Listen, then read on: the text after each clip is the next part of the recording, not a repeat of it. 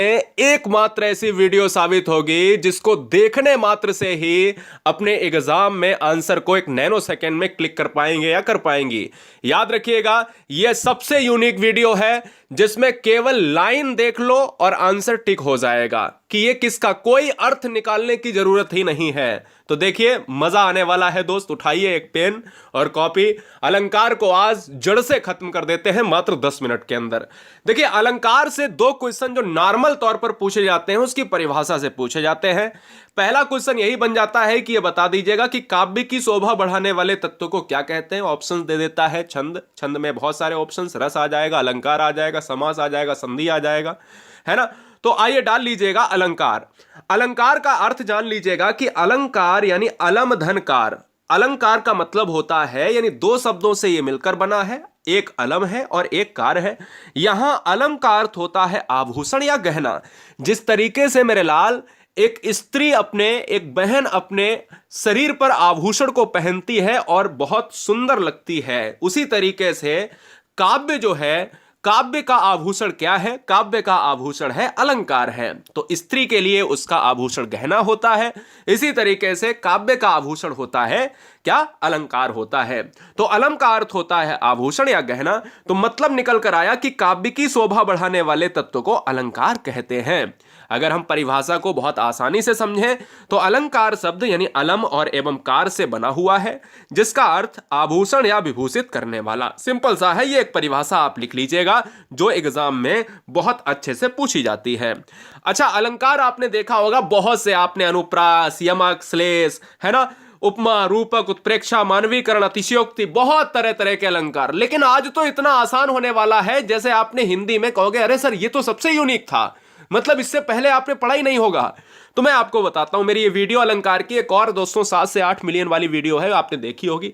तो अलंकार के भेद प्रमुखता दो प्रकार के माने जाते हैं। अलंकार दो प्रमुख प्रकार के, शब्दालंकार होता है, एक अर्थालंकार होता है, ठीक है ना। एक उभय अलंकार आता है, लेकिन प्रमुख रूप से दो प्रकार के अलंकार होते हैं, जिसमें शब्दालंकार, शब्दालंकार में अनुप्रास, यमक, श्लेष, पुनरुक्ति वगैरह डॉट डॉट आ जाते हैं। और अर्थालंकार देखो, जो शब्द के द्वारा इंडिकेट होते हैं वो शब्द, जो अर्थ के द्वारा होते हैं वो अर्था, उपमा, रूपक, उत्प्रेक्षा, मानवीकरण। इनको लिखने की जरूरत नहीं, अभी लिखो मत, केवल अब डालिए हेडिंग कि अगर हम अर्थालंकार में उपमा अलंकार पढ़ रहे हैं। भाई क्वेश्चन अगर आ गया कि मुख चंद्रमा सा सुंदर है तो बताओ कौन सा अलंकार।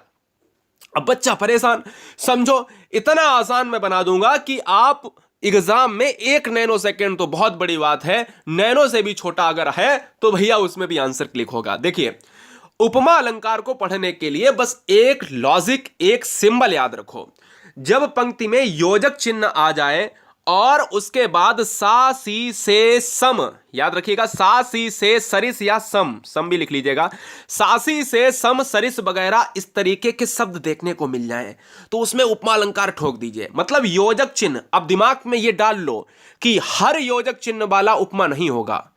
योजक चिन्ह की कंडीशन यह है कि योजक चिन्ह के बाद यह जरूर आना चाहिए। जैसे मुख चंद्रमा, योजक चिन्ह के बाद देखिए सा आया, योजक चिन्ह के बाद सा आया, सा आ जाए, सी आ जाए, सम आ जाए, से आ जाए, सरिस। तो मतलब यह है कि उपमा अलंकार तभी आएगा जब तुलना होगी, दो वस्तुओं में कंपैरिजन होगी। कहता है मुख चंद्रमा सा सुंदर है, मुख की तुलना चंद्रमा से कर दी। कर कमल सा कोमल है, हाथ की तुलना दोस्तों कर दी है ना कमल से, है ना। याद रखिए, अगर नहीं समझे तो आइए ध्यान दीजिएगा। मखमल के, देखिए कर कमल सा बता चुके, मखमल के झूले पड़े हाथी सटीला। देखो योजक के बाद सा आ गया है, तो मतलब योजक के बाद अगर सा, योजक क्या है? योजक ये है डैश, जिसको डैश कहते हैं। डैश के बाद अगर सा आ जाए, सी आ जाए, सम आ जाए, तो दुनिया का सारा टेंशन डिप्रेशन छोड़ के उपमा ठोक दीजिए, कभी गलत नहीं होगा। बात खत्म हो गई, बात खत्म हो गई। आइए अब रूपक में भी योजक आता है। देखो रूपक और उपमा को कितना आसान से हम अलग कर देते हैं, देखो कितना मजा आ जाता है दोस्तों। आप कहोगे कि सर कभी हमने रूपक नहीं पढ़ पाया था, आज तो आपने ऐसे समझा दिया चुटकी में। देखो जब पंक्ति में योजक चिन्ह आए, अब आप कहोगे कि सर आपने तो यह भी बताया था कि उपमा में भी योजक चिन्ह आए। अरे भाई योजक चिन्ह के बाद हमने कहा था सासी से समसरिस आ जाए तो उपमा ठोक देना, और मैंने कहा कि अगर योजक चिन्ह के बाद सासी से सम ना आए तो रूपक ठोक देना। बात खत्म। मतलब आ जाए सासी से सम तो उपमा, और ना आए सासी से तो भैया के अलंकार होगा, रूपक होगा मैया मैं तो चंद्र खिलौना ली हूं। मतलब योजक चिन्ह के बाद सासी से ना आकर शब्द, शब्द शब्द के बीच में शब्द चंद्र है, खिलौना चंद्र है, बीच में योजक है, शब्द शब्द के बीच में योजक आ जाए तो रूपक हो जाएगा। कैसे, आइए और जान ले। दो उदाहरण और देता हूं। चरण कमल बंदो हरिराय, कितनी बार एग्जाम में आया चरण। आज ही वीडियो को अगर पसंद आ रहा हो तो चैनल को सिलेक्शन के लिए, पास होने के लिए सब्सक्राइब कर लें बहुत ईमानदारी से। हर बहन हर भाई बहुत ईमानदारी से सब्सक्राइब कर लें। चरण कमल बंदो हरिराय, देखो सासी से सम नहीं आया है, शब्द शब्द के बीच में योजक आ जाए तो रूपक, और शब्द सासी सम लेकर आ जाए यानी योजक के साथ सासी सम से लेकर आ जाए तो हो गया उपमा। राम कृपा भव निशा सिरानी, राम कृपा भव निशा सिरानी, तो योजक के बाद क्या आया है, नहीं, योजक के बाद शब्द आ रहा है, तुरंत रूपक हो जाएगा। उत्प्रेक्षा जान लो। यदि पंक्ति में ज्यों, ध्यान दीजिएगा, उत्प्रेक्षा, हां बहुत बढ़िया। उत्प्रेक्षा अलंकार तो 1 सेकंड का, 1 नैनो सेकंड से भी कम। देखो उत्प्रेक्षा अलंकार यदि पंक्ति में ज्यों त्यों मानो एव मनु जनु जान मनहु जनहु इस तरीके से शब्द आते हैं, जनु जानो मनु मानो जनहु मनहु इत्यादि, जानो मानो टानो, है ना, ये शब्द दोस्तों आते हैं तो वहां क्या उत्प्रेक्षा अलंकार होता है। बोले सर कैसे, ट्रिक याद कर लीजिएगा, ट्रिक नोट कर लो कि जनु वर्षा ऋतु प्रकट बुढ़ाई, जनु आ गया, जनु देखो, नेत्र मानो कमल है, नेत्र मानो कमल है। अगर नेत्र मानो कमल है पूछ लिया जाए कौन सा अलंकार तो ठोक दोगे ना दोस्त, अलंकार होगा उत्प्रेक्षा होगा। ठीक है, नहीं आ रहा है समझ में तो आइए एक और करते हैं। मैंने कहा जनु जानो मनु मानो मनहु जनहु, एक और लेता हूं कि जैसे सोहत ओढ़े पीत पट श्याम सलोने गात, मनहु नीलमणि शैल पर आतप परयो प्रभात। दो दोस्तों बताइएगा कि यह उत्प्रेक्षा अलंकार की ट्रिक नहीं है, बिल्कुल है दोस्तों। यही गुरुजी वर्ड आपको सिखाता है कि एग्जाम में कैसे टॉपर बने, किस तरीके से एग्जाम को टॉप करें। ठीक है ना, चलिए। अतिशयोक्ति अलंकार इतना आसान, बहुत आसान, हेडिंग डाल लीजिएगा अतिशयोक्ति। देखो अतिशयोक्ति कहते नहीं तुमने तो अतिशयोक्ति कर दी, मैं आपको बताता हूं कैसे। अतिशयोक्ति का मतलब होता है जहां किसी गुण या स्थिति का बढ़ा चढ़ाकर वर्णन किया जाए। अतिशयोक्ति का मतलब होता है कि जब भी कोई बात को बढ़ा चढ़ाकर कह दिया जाए, बस इतनी ही परिभाषा आपको याद रखनी है कि जब भी किसी भी स्थिति को बढ़ा चढ़ाकर, मतलब तिल का ताड़ बना देना। आपने देखा होगा आपके भी मोहल्ले में, आपके भी शहर कस्बे में, आपके आसपास पड़ोसी भी ऐसे बहुत से लोग होते हैं जिनमें एक आधा लोग छोटी बात को बड़ी बात बनाकर बताता है ना, बड़ी बात बनाकर कह बोला कि मैंने तो एक बार स्कूटी को हवा में उड़ा दिया, है ना, मैंने एक बार मोटरसाइकिल को हवा में उड़ा दिया, है ना। कोई बीमार है तो उसको बोल दिया अरे वो तो मर गया। तो इस तरीके से कोई छोटी चीज को तिल का ताड़ बना देना। अब देखो बढ़ा चढ़ाकर वर्णन किया गया है, जैसे आगे नदियां पड़ी अपार घोड़ा कैसे उतरे पार। मतलब नदियां आगे हैं और कैसे जो है नदियां बहुत चढ़ी हुई हैं, घोड़ा कैसे उतरे पार। राणा ने सोचा इस पार तब तक चेतक था उस पार। चेतक घोड़े का नाम है, चेतक था उस पार। मतलब जैसे जैसे राणा महाराणा सोचते हैं वैसे वैसे नदी को पार करके घोड़ा चला जाता है। कितना बढ़ा चढ़ाकर वर्णन किया गया है। मतलब सोच भी नहीं पाया राणा ने और चेतक हो गया उस पार नदी के पार। ऐसा नहीं हो सकता। मतलब जहां पर चीजों को बढ़ा चढ़ाकर वर्णन किया जाए तो वहां पर दोस्तों अतिशयोक्ति अलंकार होता है। जैसे जैसे हनुमान की पूंछ में लगन न पाई आग, सगरी लंका जल गई, भाग गए निशाचर भाग, है ना। तो हम कहते हैं ना जहां पर चीजें बढ़ा चढ़ाकर दोस्तों प्रस्तुत की जाए वहां पर होता है अतिशयोक्ति, होता है बढ़ा चढ़ाकर वर्णन किया जाता है। यह दिमाग आपको लगाना पड़ेगा। आइए मानवीकरण अलंकार की बात कर लेते हैं, बहुत आसान है। मानवीकरण नाम से पहचानो, मानवीकरण जिसमें मनुष्य का समावेश हो, मनुष्य का समावेश हो। जब प्राकृतिक वस्तुओं में पेड़ पौधे बादल आदि में मानवीय भावनाओं का होने का वर्णन होता है, यानी ऐसी प्राकृतिक वस्तुएं चाहे पर्वत हो चाहे पेड़ हो, उसमें अगर मनुष्य की तरह, जैसे पेड़ कोई है बोला पेड़ मुस्कुरा रहा है तो क्या वो मनुष्य है, लेकिन कह दिया तो मानवीकरण अलंकार हो गया। बोले चंद्रमा साथ साथ चल रहा है, चंद्रमा आज उदास है, सूर्य आज बहुत उदास है ना।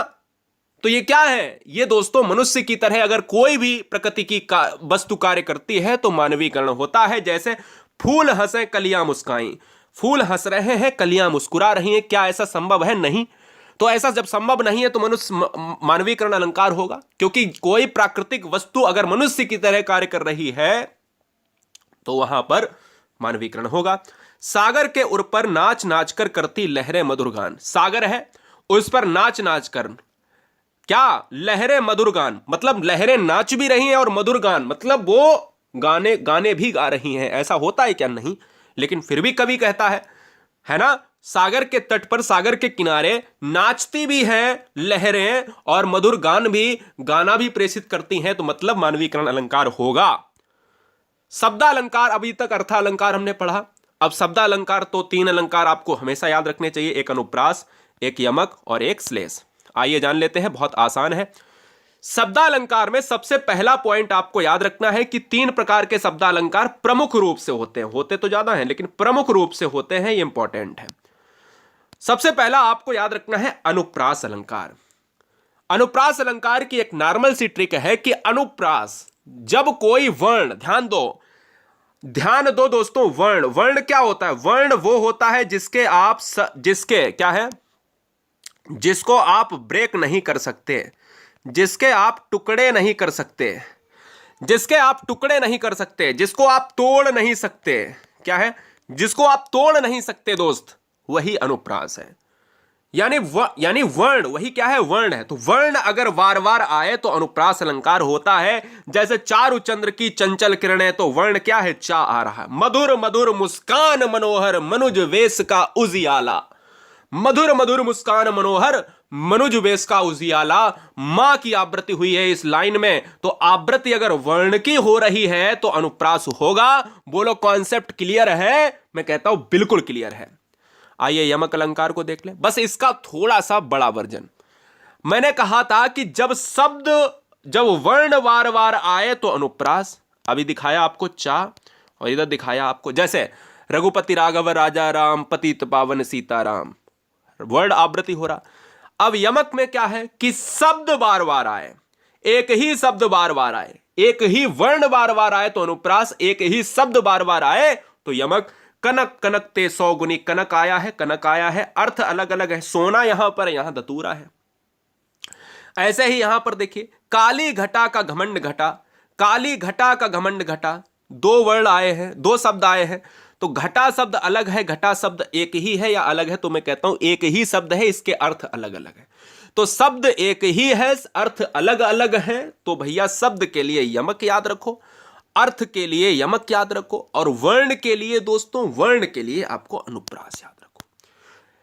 जैसे एक और यमक लेते हैं, माला फेरत जुग गया फिरा न मन का फेर, कर का मन का डारी दे। मन का दोस्तों, मन का दोस्तों, मन का, ये क्या है? ये है आपके शब्द हैं। तो शब्द पहचान गए होंगे, शब्द यानी वर्णों से बनता है, वर्ण का बड़ा रूप शब्द है। वर्ण वो है जो तोड़ा नहीं जा सकता। वर्ण आवृत्ति होगा तो अनुप्रास, शब्द आवृत्ति होगा तो यमक होगा। और अब इस वीडियो का अंतिम अलंकार है। वीडियो को लाइक नहीं किया है, यह सबसे बड़ी नाकामी हमारी है, कि मुझे लगता है कि अभी भी कमी है कुछ।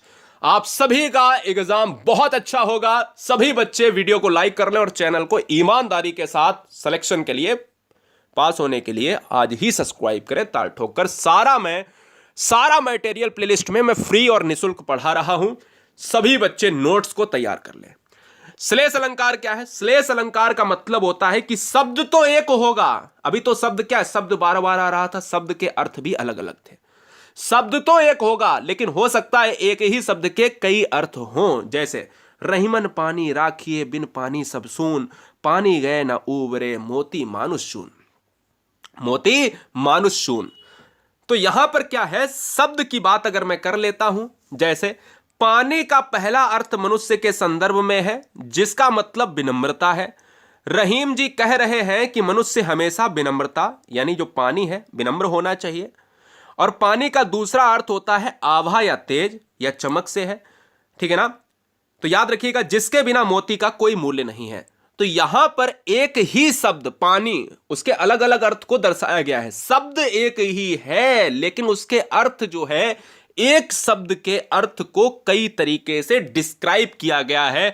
तो अगर इसको थोड़ा सा अगर मैं डिटेल में समझता हूं, जैसे क्या है बेटा, जैसे अगर देखा जाए, क्या, जैसे देखा जाए कि अगर वर्ण है तो वर्ण अगर आ रहा है बार बार, अनुप्रास हो रहा है। क्या है? अनुप्रास हो रहा है। लेकिन अगर मैं कह रहा हूं आपसे कि अगर शब्द बार बार आ रहा है तो वो यमक हो रहा है, राइट। लेकिन शब्द दोस्तों एक ही है और उसके शाखाएं, उसके अर्थ बहुत अलग अलग हैं। जैसे कहा जाता है दोस्तों कि रहीमन पानी राखिए, पहला। एक आपने सुना होगा कि जे रहीम गति दीप की, कुल कपूत गति सोए, 12 उजियारो करे, बढ़े अंधेरो होए। तो ना, ये भी दोस्तों आपका 2-3 एग्जाम्पल ही इसके हैं केवल, जो सबसे ज्यादा पूछे जाते हैं, ठीक है ना। तो ये बात आपको याद रखनी है। दूसरा, रावण सरोज बनचारी, रावण सर सरोज बनचारी, चली रघुवीर सिली मुखधारी।